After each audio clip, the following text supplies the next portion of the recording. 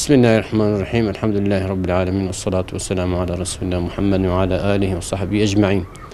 Şimdi öncelikle nafakanın ne olduğunu biz açıklarsak, nafaka İslam hukukuna göre bir kişinin bakmakla yükümlü olduğu giyeceği, içeceği, yiyeceği ve meskeni konusunda sorumluluğu altında bulunanların ihtiyaçlarının karşılanmasıdır.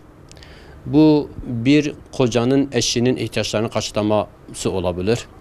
Bir anne babanın çocuğunun ihtiyaçlarını karşılaması olabilir, nafakasını karşılaması olabilir. Ya da bir çocuğun anne babasının ihtiyaçlarını karşılaması olabilir. Bu gibi durumlardan nafaka verme zorunluluğu vardır.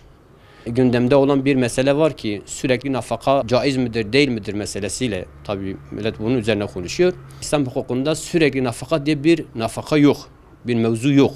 Yani diğer konularda da öyle. Mesela diyelim ki bir anne baba çocuğun nafakasını vermek zorundadır. Fakat bu çocuk belli bir süreden sonra diyelim ki kendi ayakları üzerine kalabildiği müddette bir şeye geldiği zaman, kıvama geldikten sonra ya da kızı evlendikten sonra tabii ki onun eşi artık onun nafakasını verir veya çocuk ergenlik çağına erip kendi ayakları üzerinde kalabildikten sonra artık kendi nafakasını kendi karşılayacak, babasından karşılamaz. Bunun gibi sürekli nafaka diye bir nafaka yok, bir şey yok, bir mevzu yok.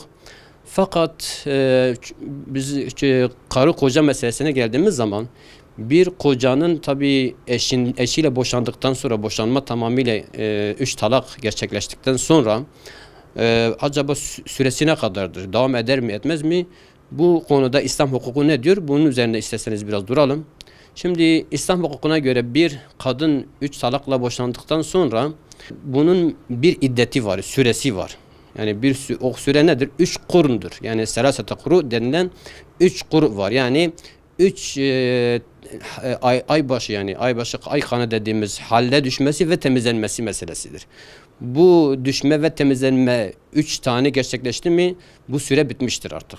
Artık o eşin, o bayanın o kocadan alacak herhangi bir nafakası kalmamıştır. Bu süre bittikten sonra acaba bu bayanın durumu ne olacak?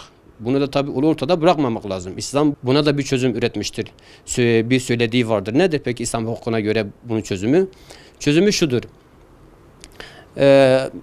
Anne babası, akrabaları, kardeşleri varsa ve iyi durumda iseler, karşılayabilecek durumda iseler bu onların hakkı oluyor. Yani onların üzerine geçmiş oluyor. Bunlar onun nafakasını karşılamak zorundadır. Yok değilse o zaman onun akrabaları onlar da bakamıyorsa, bakacak kimse yoksa devlet tarafından bu nafakası karşılaması gerekiyor. Bu şekildedir. Fakat boşanan bayanın çocukları varsa bu çocukların nafakası babaya aittir. Ne zamana kadar? Bu çocuklar kızsa evlenene kadar ve erkekse ergenlik çağına erene kadar, ayakları üzerinde durabilene kadar veya sakat ve özürlü durumda ise zaten sürekli karşılamak mecburiyetindedir. Bu İslam hukuku bu şekilde bir çözüme gidiyor.